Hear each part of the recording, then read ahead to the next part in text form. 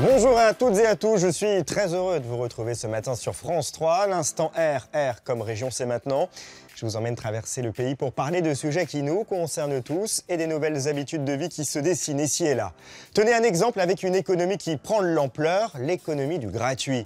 On gomme l'argent et on mise sur les dons, les échanges. Après les braderies, les donneries font leur apparition, vous verrez. Le vivre ensemble prend ici toute sa dimension. Les habitudes alimentaires qui changent également. Nous sommes de plus en plus attentifs à la qualité des aliments que nous consommons et à leur mode de production. Les agriculteurs l'ont bien compris et ils sont nombreux à bannir les pesticides. Autant de gestes qui, à court terme, ont un effet bénéfique sur notre planète, tout comme par exemple le recyclage des huiles de cuisson. La communauté de communes du Grésivaudan, c'est en Isère, propose aux particuliers de collecter leurs huiles de friture. Pourquoi, me direz-vous ? Eh bien, pour protéger les réseaux d'assainissement, des installations régulièrement endommagées par ces déchets jetés dans l'évier. Je recycle mon... À 6 ans, Mathis est déjà sensibilisé au recyclage et ce petit seau vert est désormais un objet familier dans la cuisine. Depuis quelques mois, sa maman l'utilise pour récupérer les huiles usagées dans le cadre d'une expérimentation menée dans plusieurs communes de l'Isère. On peut mettre aussi bien de l'huile de friture qu'un fond de poêle, un fond de bouteille d'huile, l'huile des légumes, etc. De l'huile qu'il suffit ensuite de déposer sur ces présentoirs installés dans une douzaine de déchetteries. Une façon d'inciter les particuliers à ne pas jeter l'huile dans le réseau d'assainissement.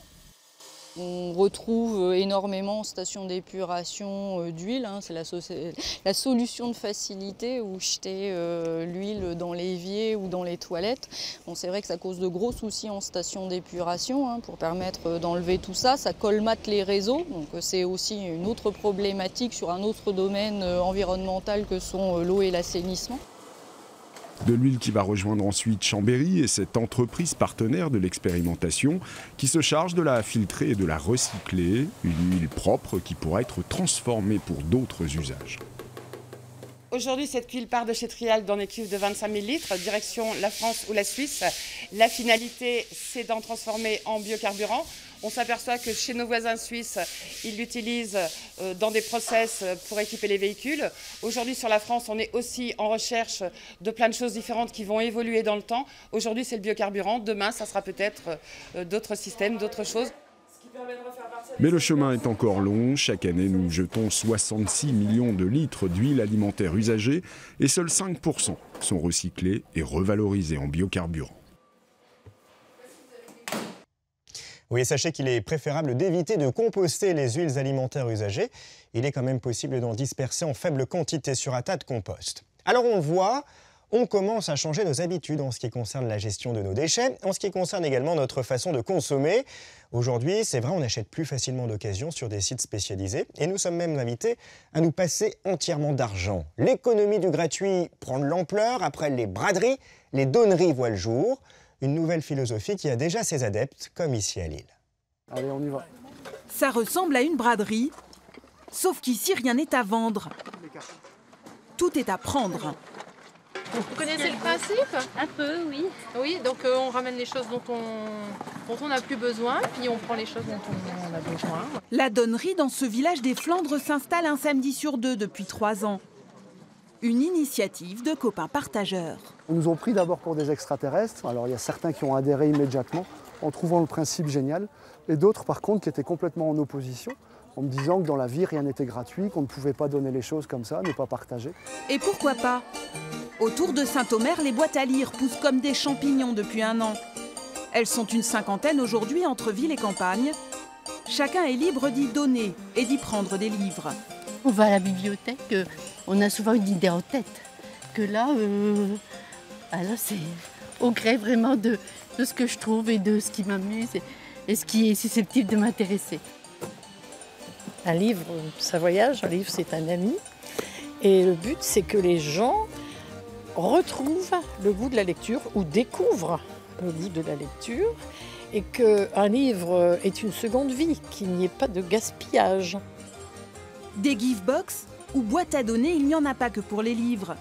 Exemple, cette baracadon où une foule d'objets attendent preneurs. L'économie du gratuit s'épanouit aussi sur le web avec un foisonnement de sites où l'on trouve des téléphones, des sièges bébés, des meubles ou encore des fours à micro-ondes. Cette application permet même de géolocaliser ce qui se trouve près de chez vous. Un casque, un frigo, un canapé, tout ça à moins de 4 km. Difficile de mesurer ce que pèse la gratuité dans l'économie. Mais le nord de la France semble plus préparé qu'ailleurs, avec sa tradition des braderies. Vous voyez un vide-grenier, vous entendez les gens négocier, des fois on est sur 10 centimes, 20 centimes, donc on n'est pas loin de la gratuité. Et sur les fins de brocante, on est dans la gratuité. Donc peut-être qu'il y a quand même déjà cette culture de réutiliser les objets, de la débrouille aussi. Tu vois là, quand il fait ça, il bouge pratiquement pas. Plutôt que de jeter, certains essayent aussi de donner une chance aux objets cassés. Chaque mois, ils sont une quarantaine à débarquer avec leur grille-pain, leur radio ou leur ordinateur au Repair Café. Je pense que c'est primordial à notre époque d'essayer de réparer un maximum de choses plutôt qu'effectivement les jeter à la poubelle. Je crois que c'est cette pièce-là qu'il faut changer. Ouais. Et puis après, il y a du rapport humain. Il y a le fait qu'on parle, on discute, on s'échange. Et puis moi, je pousse aussi à faire de l'auto-réparation. En moyenne, un objet sur 2 est réparé gratuitement. Des milliers d'euros économisés pour les usagers des Repair Café. Ils sont nés en 2009 aux Pays-Bas.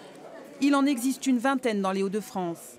Quand on est étudiante, c'est un peu économique, mais c'est aussi, je pense, si je voulais, j'aurais pu en acheter un neuf quand même. C'est une philosophie aussi, pas produire plus. Déjà que j'ai du mal à rentrer dans un magasin, d'aller acheter, ça me fait des sueurs froides. Alors c'est de pouvoir récupérer ou de faire des échanges et puis de pouvoir essayer que ça marche. Allez, on va s'en faire une. Un tourne-disque reparti comme en 40. J'ai récupéré la fin d'une brocante. Hein. Donc 33. Tout ça, ça donne envie de terminer avec un gros câlin. Allez, séance gratuite pour tout le monde.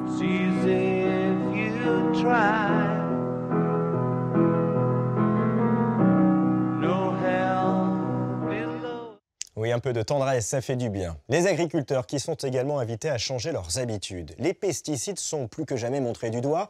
Leurs conséquences sur notre santé semblent bien réelles. Pourtant, plus de 66 000 tonnes de produits sont utilisés en France chaque année, vous le voyez, soit 2 kilos de pesticides chaque seconde.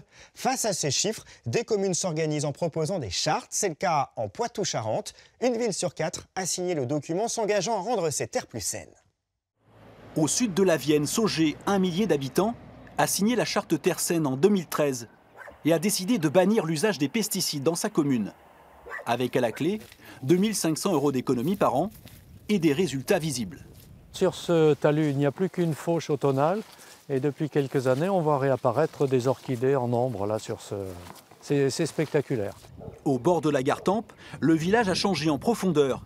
Et sur ses rives, une mare et un verger pédagogique ont aussi été créés.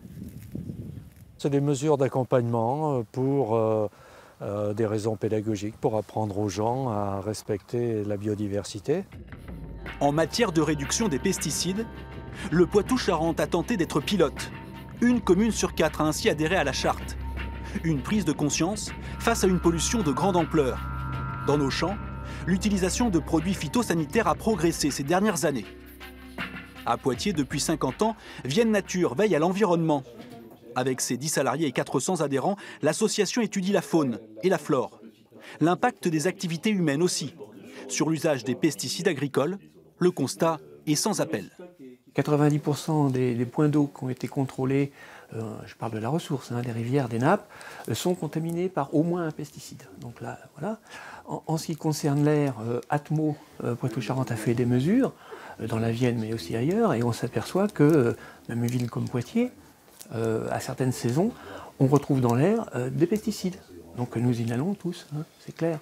À Poitiers, nous travaillons sur des populations. Cet après-midi-là, l'Agence régionale de santé accueille une conférence sur les perturbateurs endocriniens. Selon les scientifiques et le gouvernement, nombre de pesticides modifient le système hormonal. Pour le corps médical, le danger vient des normes en vigueur trop anciennes pour être respectueuses de la santé. La réglementation actuelle repose sur les concepts scientifiques des années 60-70. Donc il y a un décalage entre le base scientifique de la réglementation et ce qui est actuellement la connaissance. La notion de perturbateur endocrinien a été créée en 1991. Donc vous voyez, on a changé d'époque. Souvent pointées du doigt, les coopératives agricoles ont généré en Poitou-Charentes 3,5 milliards d'euros de chiffre d'affaires en 2016. Leurs techniciens auraient longtemps poussé à la consommation de pesticides. Pour le directeur local, si la pratique a pu un jour exister, elle ne serait aujourd'hui plus en vigueur. On conseille une utilisation que si elle est justifiée. On n'est pas là pour vendre des pesticides, puisque notre but en tant que coopérative, c'est que l'agriculteur réalise la meilleure marge possible, quoi. Donc on conseille aux adhérents de protéger quand c'est nécessaire, mais pas de surprotéger, bien sûr. S'il est difficile d'évaluer l'impact lié à l'usage des pesticides, certaines dépenses sont particulièrement visibles. Dans le sud de la Vienne, une usine de traitement vient de sortir de terre. Un projet à plus de 6 millions d'euros. Ici, on observe la qualité de l'eau. On y traite aussi les nitrates et les micropolluants liés à un usage de pesticides, souvent très ancien. On retrouve des traces de pesticides, effectivement, de produits qui ont été utilisés à d'autres époques, ou alors des produits aussi qui se sont transformés, puisqu'aujourd'hui il y a le pesticide, mais il y a effectivement le produit transformé de ce pesticide. Depuis le 1er janvier, les communes ont l'interdiction d'utiliser des pesticides dans les espaces publics. À l'échelle nationale, après l'échec du premier plan de réduction de produits phytosanitaires, le nouvel objectif vise une baisse de 20% pour 2020. Un défi, alors que l'Europe peine encore à durcir sa réglementation. À suivre dans l'instant R, la découverte insolite d'une forêt vosgienne. Nous testerons notamment les attractions d'un parc entièrement conçu avec et autour des arbres. C'est étonnant, vous verrez. Nous rencontrerons également un fan, enfin non, il n'aime pas ce terme, un admirateur de Claude François. Jean-Claude collectionne tout ce qui se rapporte à son idole. Il nous a ouvert les portes de sa maison. Mais avant cela, suivons Peyo et son dresseur. Peyo, c'est un cheval doté d'une sensibilité hors du commun. Depuis plusieurs mois, il rend régulièrement visite aux pensionnaires d'un EHPAD à Dijon. Il intervient jusque dans les chambres pour le plus grand bonheur des personnes âgées qui retrouvent à ses côtés des forces insoupçonnées. Bonjour. Dans cette maison de retraite, plus personne ne s'étonne de voir un étalon de 500 kg déambuler. Peyo a immédiatement été adopté par les résidents et réciproquement. Ça va? Vous allez bien? Oui, oui, très bien. On est revenu. Oh, c'est gentil. Oh, Peyo, Peyo. Les talons sublimes. Eh oui, vous l'appelez tellement fort qu'il vous entend. Oui, bah oui. Et il vient tout de suite vers vous. Oh, bah, je pense à lui tout le temps. Ah oui? Oui, oui. Pierre ne s'en cache pas, les visites de Peyo lui remontent le moral. Homme et étalon s'apaisent mutuellement. Les angoisses des patients et la fougue de ce cheval de spectacle se neutralisent. Voilà, c'est vraiment ce qu'il y a de plus pur, de plus honnête, de plus doux. Et voilà, ils s'aiment l'un et l'autre sans attendre quoi que ce soit. Juste la passion. C'est ça. Hein? C'est alors qu'Antoine arrive. Ce résident est d'ordinaire alité. Mais Peyo lui donne une force insoupçonnée. C'est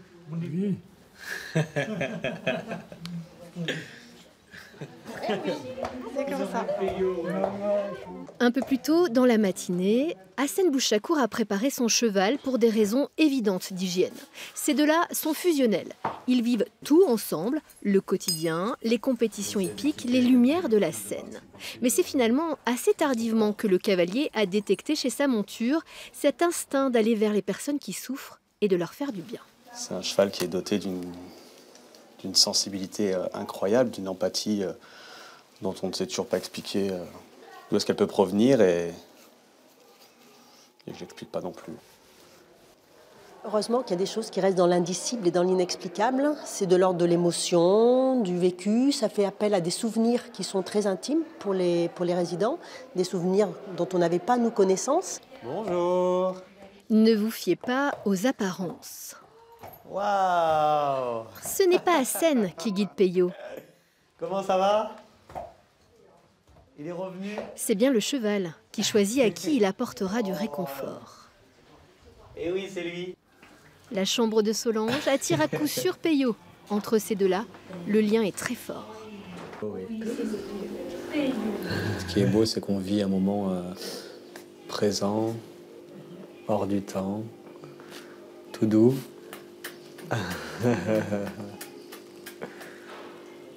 et encore une fois autour de l'animal. Un moment magique qu'il est bien difficile de suspendre. On fait un petit bisou avant qu'il parte. On lui dit au revoir. L'équipe décide alors de se mettre légèrement en retrait pour laisser Solange et Peyo seuls au monde encore quelques instants. Ce mois-ci, on célèbre les 40 ans de la disparition de Claude François. C'était le 11 mars 1978, 40 ans, et il suscite toujours autant de passion. Jean-Claude fait partie de ses nombreux admirateurs. Depuis des années, il collectionne tout ce qui a un lien avec l'artiste. Il lui a d'ailleurs dédié une pièce entière de sa maison. L'une de nos équipes est allée le rencontrer chez lui, à Pessac. C'est l'instant portrait. Comme un clin d'œil du destin, son prénom contient celui de son idole. Jean-Claude nous emmène dans son royaume enchanté, un univers multicolore, tout à la gloire de Claude François. Je ne suis pas fan. Fan, c'est la feuille qui est fanée de l'arbre. Non, non. Je suis un collectionneur et passionné de Claude, voilà. Mais fanatique non plus. Non, non.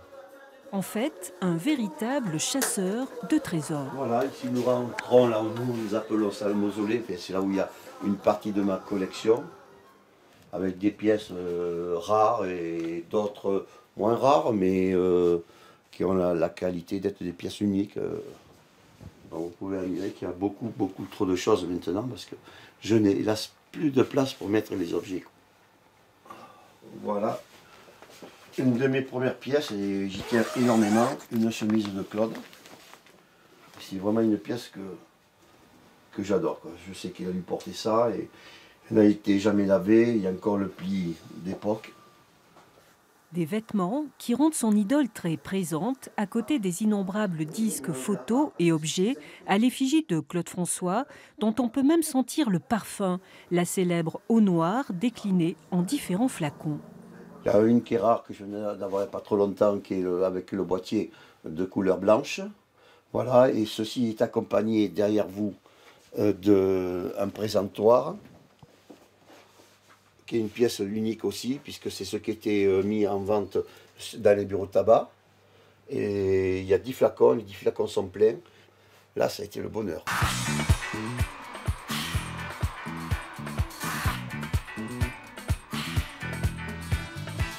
Un appétit de barracuda qui pousse parfois Jean-Claude Halleux à devenir à son tour un peu artiste, peignant des costumes à paillettes sur des figurines avec une application digne du perfectionnisme légendaire du chanteur. Celui-là, il est... Voilà, et donc il faut coller, donc il faut avant tout vernir, saupoudrer, faire tomber et repasser un vernis dessus. De manière que quand on touche, il n'y a rien qui tombe. Donc c'est quand même du travail assez fin et assez délicat. Et ce n'est pas tout, car ici rien ne manque, pas même l'ambiance de la scène à grand renfort de sunlight dans un décor évocateur de Claude François. Une explosion de plein de belles choses, de lumière, de la voix, du personnage, des vêtements de lui et des Claudettes. C'est tout cet ensemble qui était un bouquet de fleurs. Un enthousiasme débordant, partagé avec une vingtaine d'adhérents de l'amicale Claude François d'Aquitaine, dans laquelle chacun a sa spécialité. C'est lui le chanteur, c'est pas moi. Et on est descendu à Paris un jour. Le bar allait fermer ses portes. Il était 1h du matin. Ah oui, il a pris le micro. Le gars il a rouvert son bar. Il a rempli la salle. Tout le monde est rentré. Ah ouais, incroyable. Notre amour n'évoluera jamais. Bientôt, ses fidèles admirateurs se retrouveront au Moulin, la demeure de Claude François, pour témoigner d'une ferveur intacte, 40 ans après la disparition du chanteur tant aimé de leurs jeunes années.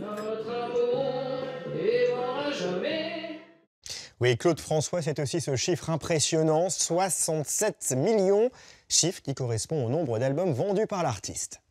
L'instant découverte nous emmène ce matin dans la forêt vosgienne. Avec 280 000 hectares, elle recouvre près de la moitié du département. À Gérardmer, une entreprise en pleine croissance a su pleinement tirer profit de ces espaces boisés en créant un parc d'attractions respectueux de son environnement. Les logements, les tyroliennes font corps avec la nature et c'est aussi cela qui séduit les visiteurs. La forêt, atout industriel, économique et, vous allez le voir, formidable atout touristique. Mais c'est impressionnant là, je vois le vide. Bah normal. Voilà, vous pouvez vous allonger. J'ai les gens qui flageolent là. Allez, bon vol.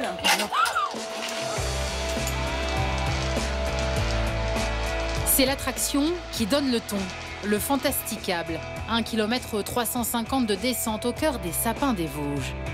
Frisson garanti pour une découverte de la forêt à 100 km/h. 2 minutes de plongée dans le vide qui ont fait connaître la Bresse partout en France. Le parc Bolder y est installé depuis 30 ans, avec au départ quelques sessions de parapente seulement. Aujourd'hui déployé sur 5 hectares de jeux à sensations et d'hébergements insolites, le site est devenu une entreprise florissante à coups de Maxime Montagnard. Bon, on n'a pas énormément de qualité, on en a une quand même, c'est la qualif BSPNAO, le bon sens paysan non assisté par ordinateur. Ça nous définit bien. On pourrait nous définir aussi les pieds sur terre, la tête en l'air, ou encore, plutôt que d'imaginer tout ce qu'on pourrait faire et ce qu'on n'a pas, voyons ce qui est possible avec ce que l'on a. Vous voyez, on a des petites lignes de conduite comme ça, mais qui nous dictent au quotidien. Eux sont ici justement pour sortir de leur quotidien. Des copains venus d'Alsace pour le week-end, logés au centre du parc, dans les cabanes perchées. Oh, c'est top! C'est celui qui dort tout en haut. Je bosse toute la semaine avec des journées un peu speed, 50 000 choses à faire, fait de pouvoir se poser un peu. C'est vraiment le bol d'air, quoi. Hein. C'est vraiment le nom, il est vraiment bien trouvé. Hein. Faire de la forêt un espace de jeu et de loisirs, voilà l'idée. Derrière tout cela, il y a une équipe évidemment, mais un homme surtout. Régis Laurent, un chef d'entreprise à l'âme d'enfant et à l'imagination débordante. Une chose qui m'amuse beaucoup, c'est quand on est gamin, on vous dit alors tu veux faire quoi de ta vie? Moi j'aurais eu du mal d'imaginer parce que le parapente n'existait pas, les cabanes c'était pas du tout à la mode, le Fantasticable n'existait pas, le saut à l'élastique non plus, le snowkite, enfin tout ce qu'on fait aujourd'hui, les sentiers pieds nus, rien de cela n'existait. Inventer sans cesse et coller aux tendances, une philosophie qui fait travailler 60 personnes au plus fort de la saison. Ce matin, c'est Amélie qui est en charge de la préparation des petits déjeuners de tous les résidents. Pour nos amis, le réveil se fait donc en douceur et en hauteur. Bonjour! Voilà, bon appétit! Pour cette nuit hors du temps, ils ont dû réserver plusieurs mois à l'avance et ont payé un peu plus de 200 € par famille, sans jamais sourciller sur la facture. Voilà, on a un cadre. Je veux dire, là, vous êtes en forêt, vous avez les sapins autour de vous. Moi, j'ai vu le soleil se lever ce matin au-dessus de la truc. Voilà, c'est quelque chose qu'on n'a pas dans un hôtel, ça. Je veux dire, c'est pas tous les jours qu'on est sur une terrasse à 10 mètres du sol. On prend son petit-déj.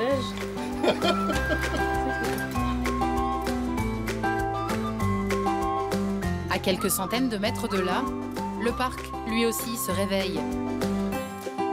En ce dimanche ensoleillé, on se presse en caisse. Chaque attraction coûte de 20 à 30 € et ça n'effraie pas les amateurs de sensations fortes. Dans la file, Céline, André, Christine ou encore Alain, bien décidés à jouer les aventuriers du dimanche. Qui règle quoi? Alors, ça va encore être compliqué. Alors, Berger Line 3 et 2 Fantasticables. Ça fait un total de 195 €.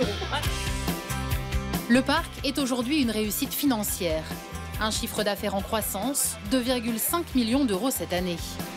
Une réussite construite selon un adage mathématique simple. Chaque euro dépensé dans l'hébergement induit 1 € investi dans les attractions. Après les cabanes en 2013, il fallait donc un nouveau défi à toute l'équipe. Ils l'ont importé d'Australie. Une gigantesque tyrolienne serpentant entre les arbres, un investissement de 500 000 €. Une manière d'avancer et de valoriser la forêt, l'acteur principal de ce grand jeu. C'est une vraie ressource pleine, importante et vivante qu'on doit respecter et on y est très attentif, nous, au niveau de Bolder, justement. On travaille beaucoup en partenariat, bien sûr, avec l'ONF, mais avec tous les acteurs du tourisme durable, dont on fait partie. Entre l'hébergement, les attractions et la petite restauration, chacune de ces familles aura dépensé environ 500 € pour ces 2 jours passés au parc. et ils en redemandent. On signe pour demain, nouveau. Le week-end prochain, on revient. Demain déjà. À demain. Non, on reste. Non, en fait, on reste. On va pas rentrer. En fait, on part pas. Comme eux, ils sont 500 000 à venir profiter de cette forêt nouvelle génération chaque année à la Bresse. Et l'entreprise n'entend pas en rester là. Prochaine piste de réflexion, le développement d'une franchise exportable sur d'autres sites forestiers en France. Un succès qui n'a pas fini de faire briller la forêt des Vosges. D'autres découvertes, d'autres tendances, autant de sujets qui vous concernent sont au programme demain dans l'Instant R. Des reportages issus des 24 rédactions régionales de France 3. Je vous donne rendez-vous à 10h50. Je compte sur vous. Très belle journée.